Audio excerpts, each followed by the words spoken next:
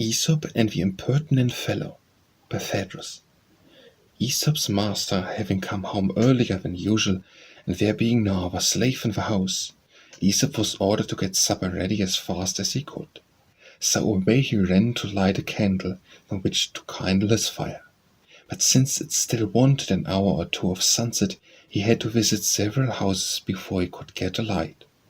At last, however, he succeeded, and being in a hurry, he returned directly through the marketplace, which was the nearest way home.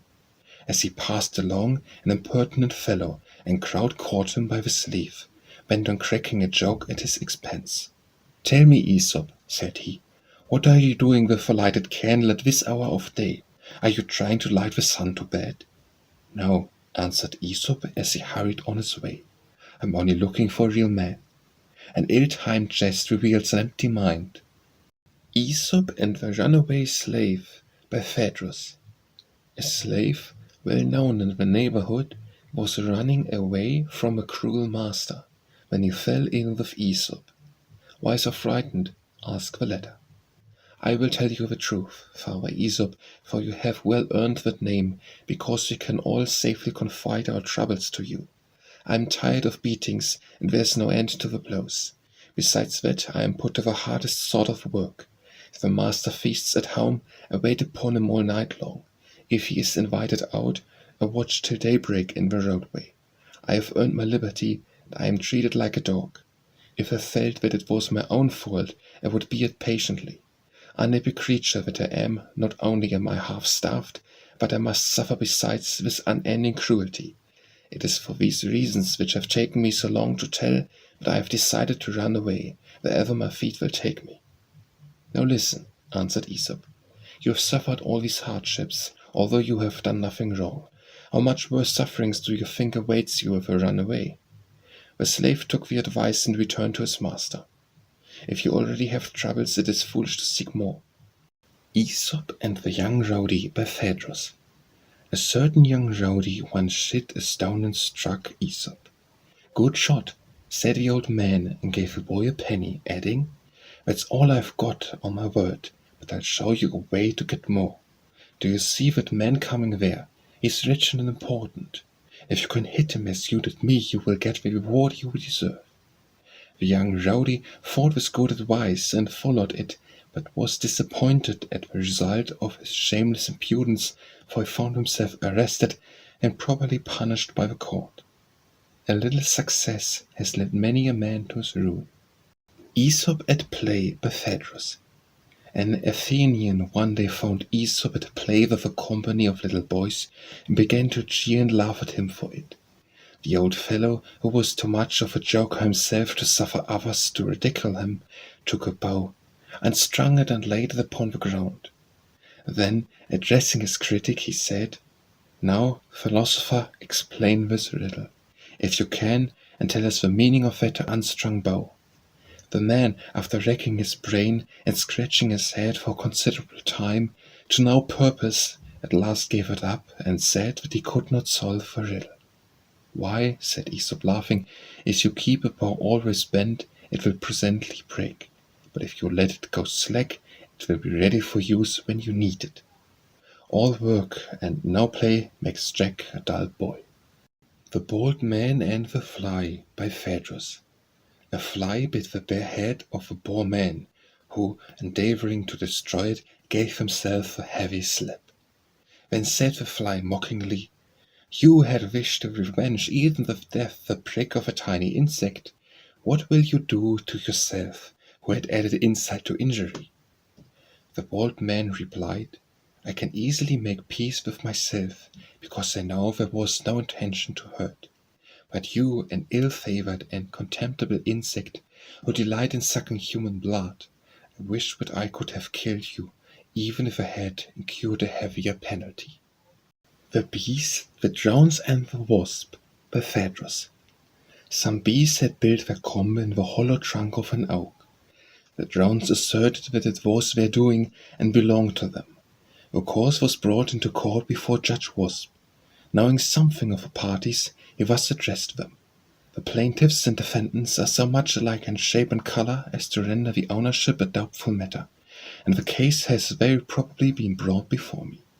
The ends of justice and the object of the court will best be furthered by the plan which I propose. Let each party take a heave to itself and build up a new comb, that from the shape of the cells and the taste of the honey the lawful proprietors of the property in dispute may appear. The bees readily assessed to the Wasp plan, but Rounds declined it. Upon the Wasp gave judgment. It is clear now who made the comb, and who cannot make it. The court adjudges the honey to the bees. The Birds, the Beasts, and the Bat by Phaedrus. Once upon a time there was a fierce war waged between the birds and the beasts. For a long while the issue of the battle was uncertain, and the bat, taking advantage of his ambitious nature, kept aloof and remained neutral. At length, when the beasts seemed to prevail, the bat joined the forces and appeared active in the fight, but a rally being made by the birds which proved successful, he was found at the end of the day among the ranks of the winning party. A peace being speedily concluded, the bat's conduct was condemned alike by both parties, and being acknowledged by neither, and so excluded from the terms of a truce, he was obliged to skulk off as best as he could, and has ever since lived in holes and corners, never daring to show his face except in the duskiness of twilight. The Bull and the Calf by Phaedrus. A bull was striving with all his might to squeeze himself through a narrow passage which led to his stall. A young calf came up and offered to go before and show him the way by which he could manage to pass. "Save yourself the trouble," said the bull. "I knew that way long before you were born." The Cobbler turned Doctor by Phaedrus. A clumsy and unsuccessful cobbler, rendered desperate by poverty, went to a strange town and began to practice medicine. He sold a drug which he falsely claimed was an antidote for all poisons, and obtained a great reputation thanks to his high-sounding advertisements. It happened that the mayor of a town, finding himself indisposed, sent for this new doctor. But deciding first to put him to a test, he called for a cup, and while pouring in water pretended that he was mixing poison with the cobbler's antidote, and proposed that they should drink it together on a wager. Hereupon the cobbler, under fear of death, confessed that he had no skill in the art of medicine, and owed his fame only to the credulity of a crowd. The mayor forthwith called a public meeting, and thus addressed the citizens: "Consider the folly of which you have been guilty. We have not hesitated to entrust your lives to a man whom no one would trust even to make the shoes for the feet." The Cow, the Goat, the Sheep, and the Lion by Phaedrus. The cow, the goat, and the unrestful sheep once formed a partnership with the lion in his native jungle. One day, when they had run down a larger stag and divided it into 4 parts, the lion spoke as follows: "I naturally take the first part because I am named the lion. You will give me the second part as a tribute to my courage. Then, since I am the strongest, the third part comes to me anyway, and woe betide any one of you who meddles with the fourth." And thus he unblushingly appropriated the entire stag for himself. Do not expect justice, the might is right. The Crow and the Sheep by Phaedrus. Troublesome Crow seated herself on the back of a sheep. The sheep, much against his will, carried her backward and forward for a long time, and at last said, "If you had treated a dog in this way, you would have had your deserts from his sharp teeth."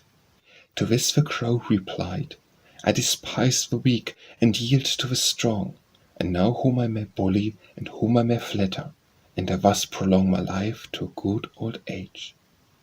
The Dog and the Crocodile by Phaedrus. The story goes that when dogs drink from the river Nile, they keep on running while they drink, so that the crocodiles cannot catch them. Accordingly, when a certain dog began to drink as he ran, a crocodile said to him, "Don't be afraid, come on in, and let the water up at your leisure." "Nothing I should like better," replied the dog, "if I did not know just how hungrily you are eyeing me." Those who give bad advice to cautious men waste their time and make themselves ridiculous. The Eagle and the Kite by Phaedrus. An eagle, overwhelmed with sorrow, sat upon the branches of a tree, in company with the Kite. "Why," said the Kite, "do I see you with such a rueful look?" "I seek," she replied, "for a mate suitable for me, and am not able to find one." "Take me," returned the Kite. "I am much stronger than you are." "Why, are you able to secure the means of living by your plunder?" "Well, I have often caught and carried away an ostrich in my talons." The Eagle, persuaded by these words, accepted him as her mate. Shortly after the nuptials, the Eagle said, "Fly off, and bring me back the ostrich you promised me." The Kite, soaring aloft into the air, brought back the shabbiest possible mouse, full smelling from the length of time it had lain upon the fields. "Is this," said the Eagle, "the faithful fulfilment of your promise to me?" The Kite replied, "That I might attain to your royal hand, there is nothing that I would not have promised, however much I knew that I must fail in the performance." The faithful dog, by Phaedrus.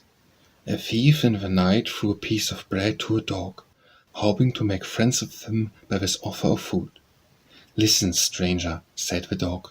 "If you think you can silence my tongue and keep me from barking to warn my master, you are much mistaken. This sudden friendliness on your part warns me to keep my eyes wide open, so that you shall not be the richer through any fault of mine. Sudden generosity may please the foolish, but it sets the traps in vain for the wary." The Famished Bear, by Phaedrus.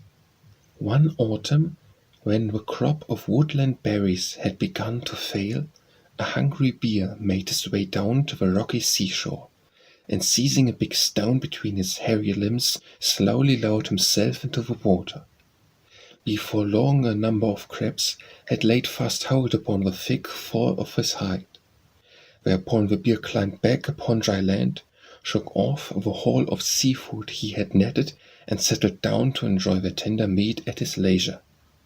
Even the dullest brains are sharpened by hunger. The Fly and the Draught Mule, by Phaedrus. A fly sat on the axle tread of a chariot, and addressing the Draught Mule said, "How slow you are! Why do you not go faster? See if I do not prick your neck with my sting." The Draught Mule replied, "I do not heed your threats. I only care for him who sits above you, and who quickens my pace with his whip holds you back with the reins. Away therefore with your insolence, for I know well when to go fast and when to go slow." The Fox and the Mask, by Phaedrus. A fox had stolen into the house of an actor, and in rummaging among his various properties, laid hold of a highly finished mask. "A fine-looking head, indeed," cried he. "What a pity it is that it wants brains. A fair outside is but a poor substitute for inward worth." The Frogs and the Fighting Bulls, by Phaedrus. A frog, sitting at the edge of a swamp, was watching a battle between two bulls in an adjoining field. "Alas, what deadly danger threatens us," he said. Another frog, overhearing him, asked what he meant, and the bulls were merely fighting to decide which should lead the herd, and the cattle passed their lives quite apart from the home of the frogs. "It is true," rejoined the first frog, "that they are a different race and live apart from us. But whichever bull is beaten and driven from his leadership in the woods will come to find some secret hiding place, and I fear that many of us will be trampled to pieces under his hard hoofs. That is why I say that the battle means death and destruction to us. Then the mighty quarrel, the humble pay the cost." The Grasshopper and the Owl, by Phaedrus. An owl, accustomed to feed at night and to sleep during the day, was greatly disturbed by the noise of a grasshopper, and earnestly besought it to leave off chirping. The grasshopper refused to desist, and chirped louder and louder the more the owl entreated. The owl, when she saw that she could get no redress, and that her words were despised, attacked the chatterer by a stratagem. "Since I cannot sleep," she said, "on account of your song, which, believe me, is sweet as the lyre of Apollo, I shall indulge myself in drinking some nectar which Pallas lately gave me. If you do not dislike it, come to me, and we will drink it together." The grasshopper, who was at once thirsty and pledged with the praise of her voice, eagerly flew up. The owl coming forth from a hollow seized her and put her to death. The Hare and the Sparrow by Phaedrus. A hare had been seized by an eagle and was squeaking pitifully when a passing sparrow asked with a sneer, "What has become of your famous speed, friend hare? What was the matter with your legs?" These words were hardly out of a sparrow's mouth when a hawk snatched them up unaware and quickly silenced his vain outcry. The dying hare found comfort in the sight. "Ah, friend sparrow," said she, "you who just now thought that you could safely laugh at my misfortune have fallen victim to the same cruel fate. It is foolish to advise others if you cannot take care of yourself." The Helmsman and the Sailors by Phaedrus. A certain ship had long been buffeted by raging seas, and all on board, expecting instant death, bewailed their fate. But suddenly the storm abated, and the sky cleared, and the ship rode steadily, rocked by gentle waves. The sailors, in their relief, gave way to extravagant rejoicing, but the helmsman, made wise by past danger, spoke a word of warning. "You should learn to keep your rejoicings and your fears under better control, since all your life is a mixture of joy and sorrow." The Kite and the Pigeons by Phaedrus. Some pigeons had long lived in fear of the kite, but by being always on the alert and keeping near their dovecote, they had contrived however to escape the attacks of the enemy. Finding his sallies unsuccessful, the kite betook himself to craft. "Why," said he, "do you prefer this life of continual anxiety, when if you would only make me your king, I would secure you from every attack that could be made upon you?" The pigeons, trusting to his professions, called him to the throne, but no sooner was he established there than he exercised his prerogative by devouring a pigeon a day. Thereupon one that yet awaited his turn said no more than, "It serves us right." They who voluntarily put power into the hand of a tyrant or an enemy must not wonder if it be at last turned against themselves. The Lion and the Shepherd by Phaedrus.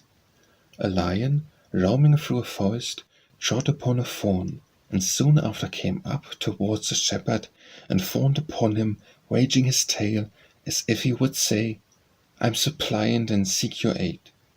The shepherd boldly examined and discovered the fawn, and placed his foot upon his lap, pulled it out, and relieved the lion of his pain, who returned into the forest. Some time after, the shepherd, being imprisoned on a false accusation, is condemned to be cast to the lions as the punishment of his imputed crime. The lion, on being released from his cage, recognized the shepherd as the man who healed him, and, instead of attacking him, approached and placed his foot upon his lap. The king, as soon as he heard the tale, ordered the lion to be set free again in the forest, and the shepherd to be pardoned and restored to his friends. The Monkey Holding Court by Phaedrus. The wolf once accused the fox of having robbed him. The fox denied that she had stolen anything. The two were brought before Judge Monkey to decide between them. When each in turn had stated his side of a case, the monkey rendered judgment as follows: "It is evident, Mr. Fox, that you have not lost what you asked back. But it is equally evident, Mrs. Fox, that you did take what you so glibly deny. Whoever once earns a reputation for lying will not be believed even when he tells the truth." The Monkey's Face by Phaedrus. One day a man was passing by a butcher's shop, when he happened to see the body of a monkey hanging there among the other kinds of meat and game. Out of curiosity, he stopped and asked the butcher if he could tell him what a monkey tasted like. The butcher replied jokingly, "The best way to judge of anyone's tastes is from the expression of the face." This answer is more clever than it is true, for many a handsome face cloaks evil dispositions, and homely features often go with a kindly nature. The Mountain in Labor by Phaedrus. A mountain was once greatly agitated. Loud groans and noises were heard, and crowds of people came from all parts to see what was the matter. While they were assembled in anxious expectation of some terrible calamity, out came a mouse. "Don't make much ado about nothing." The Mules and the Robbers by Phaedrus. 2 mules were laden with packs, but trudging along. One carried panniers filled with money, the other 6 weighted with grain. The mule carrying the treasure walked with head erect, as if conscious of the value of his burden, and tossed up and down the clear-toned belts fastened to his neck. His companion followed with quiet and easy step. All on a sudden, robbers rushed from their hiding places upon them, and in the scuffle with their owners wounded with a sword the mule carrying the treasure, which they greedily seized upon, while they took no notice of the grain. The mule which had been robbed and wounded bewailed his misfortunes. The other replied, "I am indeed glad that I was thought so little of, for I have lost nothing, nor am hurt with any wound. Better an humble lot with security than great wealth beset with dangers." The Old Hound by Phaedrus. A hound who had been an excellent one in his time, and had done good service to his master in the field, at length became worn out with the weight of years and trouble. One day, when hunting the wild boar, he seized the creature by the ear, but his teeth giving way, he was forced to let go his hold, and the boar escaped. Upon this the huntsman, coming up, severely rated him. But the feeble dog replied, "Spare your old servant. It was the power, not the will, that failed me. Remember rather what I was, than abuse me for what I am." The Old Lion by Phaedrus. A lion, worn out with years, lay stretched upon the ground, utterly helpless, and drawing his last breath. A boar came up, and to satisfy an ancient grudge, drove at him with his tusks. Next the bull, determined to be revenged on an old enemy, gored him with his horns. Upon this an ass, seeing that the old lion could thus be treated with impunity, thought that he would show his spite also, and came and threw his heels in the lion's face. Whereupon the dying beast exclaimed, "The insults of a powerful were bad enough, but those I could have managed to bear. But to be spurned by so base a creature as thou, the disgrace of nature, is to die a double death." The Old Woman and the Wine Jar by Phaedrus. An old woman saw an empty wine jar lying on the ground. Though not a drop of the noble Thalian with which it had been filled remained, it still yielded grateful fragrance to the passers-by. The old woman, applying her nose as close as she could and snuffing with all her might and main, exclaimed, "Sweet creature, how charming must your contents once have been, when the veiled dregs are so delicious." The Panther and the Shepherds by Phaedrus. A panther, by some mischance, fell into a pit. The shepherds discovered him, and threw sticks at him, and pelted him with stones, while some of them, moved with compassion towards one about to die, even though no one should hurt him, threw in some food to prolong his life. At night they returned home, not dreaming of any danger, but supposing that on the morrow they should find him dead. Panther, however, when he had recruited his fabulous strength, freed himself with a sudden bound from the pit, and hastened home with rapid steps to his den. After a few days he came forth and slaughtered the cattle, and, killing the shepherds who had attacked him, raging with angry fury. Then they who had spared his life, fearing for their safety, surrendered to him their flocks, and begged only for their lives. To him the panther made this reply, "I remember like those who sought my life with stones, and those who gave me food. Lay aside, therefore, your fears. I return as an enemy only to those who injured me." The Partridge and the Fox by Phaedrus. A partridge was once perched on an upper branch of a tree, when a fox came up and at once addressed her as follows: "Beautiful partridge, how lovely are your features! Your beak is like coral, and your legs outrival the brilliance of royal purple. If only you were asleep, you would be more beautiful still." The trusting bird, like a little simpleton, at once closed her eyes, whereupon the fox swiftly leaped high in the air and caught her in his mouth. The partridge, lamenting her fate, poured forth a broken, tearful prayer. "O fox, I beseech you, by the fame of your artful ways, eat me if you will, but first praise me once again before I die." The fox, moved by this prayer, opened his mouth, and the partridge quickly made her escape. why did I have to speak? Lamented the disappointed fox, and the partridge replied, why did I have to close my eyes when I was not even sleepy? This fable is for those who talk when there is no need, for those who sleep when they should keep watch. The Peacock and Juno by Phaedrus. A peacock who made complaint to Juno that, while the nightingale pleased every ear with his song, he no sooner opened his mouth than he became a laughing-stock to all who heard him. The goddess, to console him, said, but you far excel in beauty and in size. The splendor of the emerald shines in your neck, and your unfolded tail gorgeous with painted plumage. But for what purpose have I, said the bird, this dumb beauty, so long as I am surpassed in song? The lot of each, replied Juno, has been assigned by the will of the fates, to thee beauty, to the eagle's strength, to the nightingale's song, to the raven favorably, and to the crow unfavorable augurs. These are all contented with the endowments allotted to them. The Puppies and Their Mother by Phaedrus.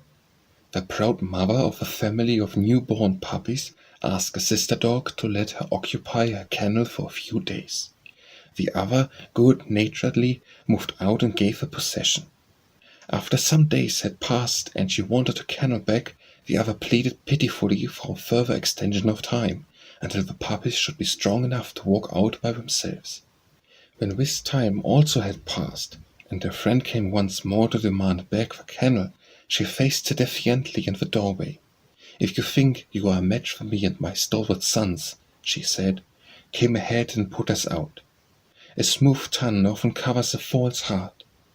The She-Goats and the Beards by Phaedrus. The she-goats, having obtained by request from Jupiter the favor of a beard, the he-goats, sorely displeased, made complaint that the females equalled them in dignity. Suffer them, said Jupiter, to enjoy an empty honor and to assume the badge of your nobler sex, so long as they are not your equals in strength or courage. It matters little if those who are inferior to us in merit should be like us in outside appearances. The Snail and the Monkey by Phaedrus. A snail, happening to find a mirror, was fascinated by its brightness, and climbing upon its glittering surface began to lick it lovingly, thinking that he could, in no better way, show admiration than by thus demining his splendor with a trail of slime. A monkey, seeing the mirror thus disfigured, said, those who allow themselves to be trampled underfoot by their inferiors deserve all the indignity that they suffer. The Snake and the Lizard by Phaedrus. A snake, happening one day upon a lizard, seized hold of it and prepared to swallow it down its rapacious throat. The lizard, however, quickly snatched up a small stick that lay near and held it crosswise between its clenched teeth. The ends of the stick, catching the corners of the greedy jaws, neatly turned the trick upon the snake, who, half choked, must needs let his victim escape unhurt. A quick wit often makes up for lack of strength. The Stag and the Sheep by Phaedrus. The stag once asked the sheep to lend him a measure of wheat, saying that the wolf would guarantee payment. The sheep, suspecting trickery, replied, the wolf is a lawless beast, forever plundering and running off, while you yourself are so swift that one moment you are here and the next moment out of sight. How should I find you when the day of payment comes? The word of two roofs is no better than the word of one. The Stag at the Pool by Phaedrus. A stag one summer's day came to a pool to quench his thirst, and as he stood drinking he saw his form reflected in the water. What beauty and strength, said he, are in these horns of mine, but how unseemly are these weak and slender feet. While he was thus criticizing after his own fancies the form which nature had given him, the huntsmen and hounds drove it away. The feet with which he had found so much fault soon carried him out of the reach of his pursuers, but the horns of which he was so vain, becoming entangled in the thicket, held him till the hunters again came up to him and proved the cause of his death. Look to use before ornament. The Stork, the Goose, and the Hawk by Phaedrus. One day when the Stork had come to her favorite pool, he saw Goose repeatedly diving under the water and asked why she did so. She replied, "It is a habit with us geese, for we find much of our food in the mud at the bottom of a pool, and at the same time we safely escape the attack of hawks when they swoop down upon us." "I am much stronger than any hawk," the Stork replied. "If you will form a friendship with me, you may safely laugh at your enemy." The credulous Goose, eagerly accepting the protection offered her, straightway waddled out into the fields. Before long a hawk passing that way and swooping down seized the Goose in his cruel talons. As the Stork flew safely away, the unhappy Goose called after him, "Whoever trusts himself to a feeble protector deserves to come to a bad end." The Swallow and the Other Birds by Phaedrus. Once, when the birds had all gathered together in a certain spot, they saw a man sowing his field with flax. When the Swallow saw that the other birds paid no attention to this, she called them all to her and gave them this advice: "A great danger threatens us if we let this seed grow and ripen." The other birds all laughed at her. When the flax had begun to sprout, the Swallow again warned them. "Destruction is approaching," she cried. "Fall to work and uproot these fatal seeds, for if you let them grow, nets will be made from the flax, and we shall fall victims to man's cleverness." But the other birds still laughed at the Swallow's words, and foolishly spurned her wise counsels. Soon afterwards the cautious Swallow went and made a home among men, building her nest in safety among the rafters of a barn. But the other birds, who had scorned her sage advice, were caught and perished in the nets woven from the flax. The foolish turn a deaf ear to wise counsel. The Trees and the Axe by Phaedrus. A woodman came into a forest to ask the trees to give him a handle for his axe. It seemed so modest a request that the principal trees at once agreed to it, and it was settled among them that a plain homely ash should furnish what was wanted. No sooner had the woodman fitted the staff to his purpose than he began laying about him on all sides, felling the noblest trees in the wood. The oak, now seeing the whole matter too late, whispered to the cedar, "The first concession has lost all. If ye had not sacrificed our humble neighbor, you might have yet stood for ages ourselves." When the rich surrender the rights of the poor, they give a handle to be used against their own privileges. The Trees under the Protection of the Gods by Phaedrus. The gods, according to an ancient legend, made choice of certain trees to be under their special protection. Jupiter chose the oak, Venus the myrtle, Apollo the laurel, Cybele the pine, and Hercules the poplar. Minerva, wondering why they had preferred trees not yielding fruit, inquired the reason of her choice. Jupiter replied, "It is least we should seem to covet the honor for the fruit." But said Minerva, "Let anyone say what he will, the olive is more dear to me on account of its fruit." Then said Jupiter, "My daughter, you are rightly called wise, for unless what we do is useful, the glory of it is vain." The Two Soldiers and the Robber by Phaedrus. Two soldiers travelling together were set upon by a robber. The one fled away, the other stood his ground and defended himself with a stout right hand. The robber being slain, the timid companions run up and draws his sword, and then throwing back his travelling cloak, says, "I'll let him, I'll take care he shall learn whom he has attacked." On this he who had fought with the robber made answer, "I only wish that you had helped me just now, even if it had been only those words, for I should have been the more encouraged, believing them to be true. But now put up your sword in its sheath, and hold your equally useless tongue, till you can deceive others who do not know you. I indeed, who have experienced with what speed you run away, know right well that no dependence can be placed on your valour. The Vain Jackdaw by Phaedrus.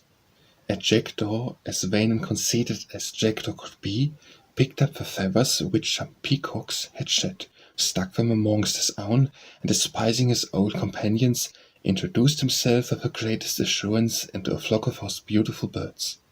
They instantly detected the intruder, stripped him of his bold plums, and failing upon him with their beaks, sent him about his business. The unlucky jackdaw, sorely punished and deeply sorrowing, betook himself to his former companions, and would have flocked with them again as if nothing had happened. But they, recollecting what airs he had given himself, drummed him out of his society, while one of those whom he had so lately despised read to him this lecture: "Had you been contented with what nature made you, you would have escaped the chastisement of your betters, and also the contempt of your equals.